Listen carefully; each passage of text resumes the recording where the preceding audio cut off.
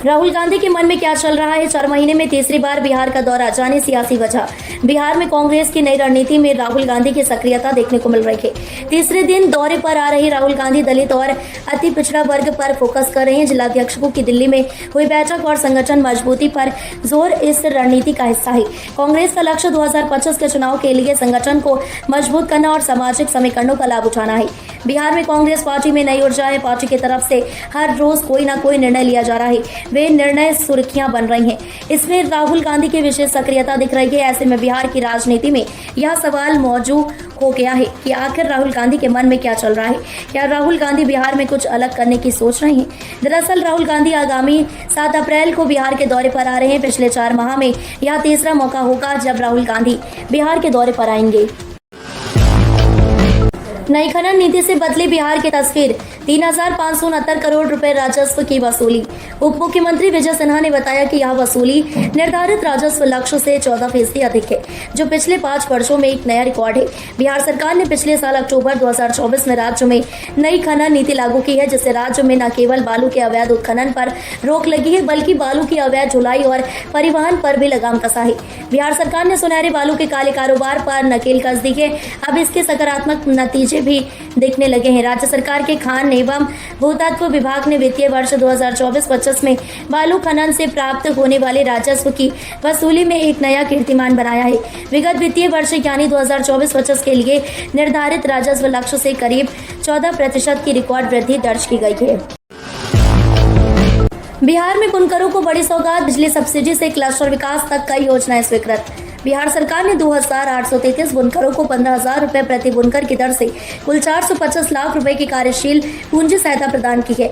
इससे बुनकरों को कच्चा माल खरीदने में आर्थिक मदद मिलेगी। वित्त वर्ष 2024-25 में पटना और गया में 72 हथकरघा प्रदर्शनियों के आयोजन के लिए वस्त्र मंत्रालय ने 58.504 लाख रुपए स्वीकृत किए हैं। बिहार सरकार ने वित्त वर्ष 2024-25 में बुनकरों की आर्थिक स्थिति सुधारने और उनकी उत्पादन लागत कम करने के लिए कई महत्वपूर्ण योजनाओं को मंजूरी दी है। इनमें बिजली सब्सिडी, कार्यशील पूंजी सहायता, छात्रवृत्ति, क्लस्टर विकास और हथकरघा विपणन सहायता जैसी योजनाएं शामिल हैं। बिहार राज्य होल्डिंग कंपनी लिमिटेड पटना के माध्यम से पावरलूम बुनकरों को उनकी परिचालन लागत कम करने के लिए 795 लाख रुपए का अनुदान उपलब्ध कराया गया है। वैशाली पहुंचे सीएम नीतीश कुमार। बौद्ध स्तूप निर्माण में तेजी लाने का दिया निर्देश। मुख्यमंत्री नीतीश कुमार ने कहा कि हम यहां हमेशा आते रहे हैं और यहां के निर्माण कार्यों का निरीक्षण करते रहे हैं। हमने बुद्ध सम्यक दर्शन संग्रहालय सह स्मृति स्तूप के निर्माण को लेकर जो निर्देश दिए थे, उसके अनुरूप कार्यों को जल्द से जल्द पूर्ण करें। मुख्यमंत्री नीतीश कुमार ने शुक्रवार को वैशाली जिला के वैशालीगढ़ स्थित निर्माणाधीन बुद्ध सम्यक दर्शन सह स्मृति स्तूप का निरीक्षण किया और निर्माण कार्य तेजी से पूर्ण करने का निर्देश दिया। निरीक्षण के दौरान मुख्यमंत्री ने पूरे परिसर के निर्माण एवं विकास कार्यों का जायजा लिया। मुख्यमंत्री ने बुद्ध स्तूप के भूतल एवं प्रथम तल का निरीक्षण कर वहां चल रहे निर्माण कार्यों की जानकारी ली। उन्होंने ध्यान केंद्र का भी निरीक्षण किया और वहां की व्यवस्थाओं के बारे में जानकारी ली। झारखंड सरकार को रामनवमी पर बिजली कटौती की अनुमति। सुप्रीम कोर्ट ने फैसले में क्या कहा? सुप्रीम कोर्ट ने सुरक्षा कारणों से झारखंड सरकार को रामनवमी के जुलूसों के दौरान बिजली आपूर्ति बंद करने की अनुमति दी है। हालांकि कोर्ट ने यह भी निर्देश दिया है कि कटौती न्यूनतम हो और केवल जुलूस मार्गों तक सीमित रहे और अस्पतालों में बिजली आपूर्ति सुनिश्चित करने का भी आदेश दिया गया है। सुप्रीम कोर्ट ने शुक्रवार को झारखंड सरकार और उसकी बिजली वितरण कंपनी को रामनवमी के दौरान शोभा यात्रा के मार्गों पर बिजली आपूर्ति काटने की अनुमति दे दी, ताकि करंट लगने की घटनाएं न हो। सर्वोच्च अदालत ने झारखंड हाईकोर्ट के उस निर्देश को संशोधित किया जिसमें राज्य प्राधिकारियों को धार्मिक शोभा यात्राओं के दौरान बिजली की आपूर्ति काटने से रोक दिया गया था। बोकारो में कई संगठनों ने किया बंद का ऐलान। चास में धारा 163 लागू, कांग्रेस विधायक श्वेता सिंह पुलिस हिरासत में। झारखंड के बोकारो में कई संगठनों ने बंद का ऐलान किया है। ऐसे में प्रशासन ने कानून व्यवस्था बनाए रखने के लिए पूरे चास अनुमंडल में धारा 163 लागू कर दी है। वहीं बोकारो से कांग्रेस विधायक श्वेता सिंह को पुलिस ने हिरासत में ले लिया है। देर रात पुलिस ने एक्शन लेते हुए बोकारो स्टील प्लांट के सभी गेटों को खाली कराया। बोकारो में विस्थापितों पर लाठीचार्ज के बाद एक व्यक्ति की मौत हो गई थी। इसके बाद से यहाँ हालात तनावपूर्ण है। विस्थापितों की सभी मांगे मान ली गई है, लेकिन बवाल थमने का नाम नहीं ले रहा है। 50 अनुमंडल पदाधिकारी प्रांजल ढांडा ने क्षेत्र में धारा 163 लागू करने का पत्र जारी किया है। इसके अनुसार 5 या उससे ज्यादा लोग किसी भी स्थान पर एकत्रित नहीं हो सकते या साथ में नहीं घूम सकते हैं। इस दौरान आग्नेयास्त्र, परंपरागत हथियार, लाठी डंडा, भाला, तीर, धनुष, फरसा इत्यादि में से कोई भी हथियार लेकर चलना, भ्रमण करना, प्रदर्शन करना अथवा उसका उपयोग करने की मनाही नहीं रहती। क्या पैसा डबल हो जाएगा? मैया सम्मान योजना पर हेमंत सोरेन ने खुद बताई सच्चाई। झामुमो के 46वां स्थापना दिवस समारोह के बहाने झामुमो ने शक्ति प्रदर्शन किया। हजारीबाग के जिला स्कूल मैदान में आयोजित समारोह में उमड़ी हजारों की भीड़ का देख गदगद सीएम हेमंत सोरेन ने भाजपा पर सीधा हमला बोला। वहीं हेमंत सोरेन ने इस दौरान मैया सम्मान योजना को लेकर महिलाओं को सावधान भी किया। अगर मुझे जेल न भेजा होता तो हेमंत सोरेन ने कहा कि अगर लोकसभा चुनाव के दौरान उसे जेल नहीं भेजते तो विधानसभा की तरह भाजपा को लोकसभा में भी सीटें खोजनी पड़ती।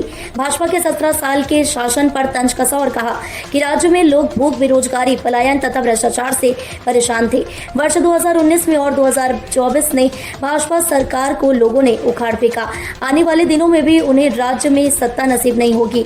झारखंड आंदोलनकारियों को स्मरण करते हुए सीएम ने अपने पिता शिबू सोरेन, स्वर्गीय विनोद बिहारी महतो, स्वर्गीय निर्मल महतो के योगदान को याद किया।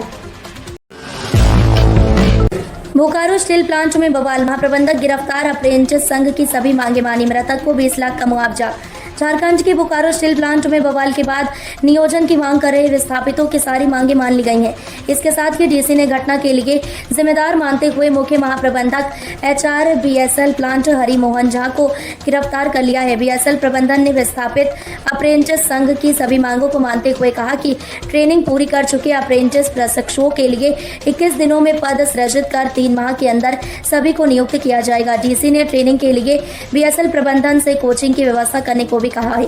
वहीं मृतक के परिजनों को रुपए 20 लाख मुआवजा और परिवार के एक सदस्य को नौकरी देने की बात कही गई है। झारखंड के बोकारो स्टील प्लांट में गुरुवार 3 अप्रैल को नियोजन की मांग कर रहे विस्थापितों पर सीआईएसएफ ने लाठीचार्ज किया था। मणिपुर में बहाल होगी शांति, आज गृह मंत्रालय में आमने सामने बैठेंगे मैतेई और कुकी। मणिपुर में जारी जातीय हिंसा को रोकने के लिए सरकार ने राष्ट्रीय शासन लागू किया। गृह मंत्री अमित शाह ने संसद में दावा किया कि 4 महीनों से शांति है, लेकिन मैतेई और कुकी समुदाय के बीच बातचीत जारी है। गृह मंत्रालय एक महत्वपूर्ण बैठक आयोजित कर रहा है, जिसमें दोनों समुदायों के प्रतिनिधि और अधिकारी हिंसा को खत्म करने के रास्ते खोजेंगे। यह बैठक शांति व्यवस्था के प्रयासों में एक महत्वपूर्ण कदम है। मणिपुर में जातीय हिंसा को खत्म करने के लिए सरकार की तरफ से हाल के दिनों के कई कदम उठाए गए हैं। इनमें सबसे महत्वपूर्ण कदम राष्ट्रपति शासन को माना जा रहा है। गृह मंत्री अमित शाह ने संसद में दावा किया कि पिछले 4 महीनों से मणिपुर में शांति का माहौल है। इसी शांति को पूरे तरीके से बहाल करने के लिए आज 4 अप्रैल को गृह मंत्रालय में मैतेई और कुकी समुदाय के साथ ही अधिकारियों की एक महत्वपूर्ण बैठक होने जा रही है। हार्दिक पांड्या बन रहे थे धोनी, आकाश अंबानी को आ गया गुस्सा, मुंबई की हार के बाद रिएक्शन वायरल। मैच के आखिरी ओवर में मुंबई इंडियंस को जीत के लिए 22 रन की जरूरत थी। पांड्या ने इस ओवर की पहली गेंद पर छक्का लगाया और दूसरी गेंद पर 2 रन बनाए, लेकिन तीसरी गेंद सिर्फ सिंगल की गुंजाइश देख उन्होंने धोनी वाला काम किया, जिसे देखकर आकाश अंबानी को गुस्सा आ गया।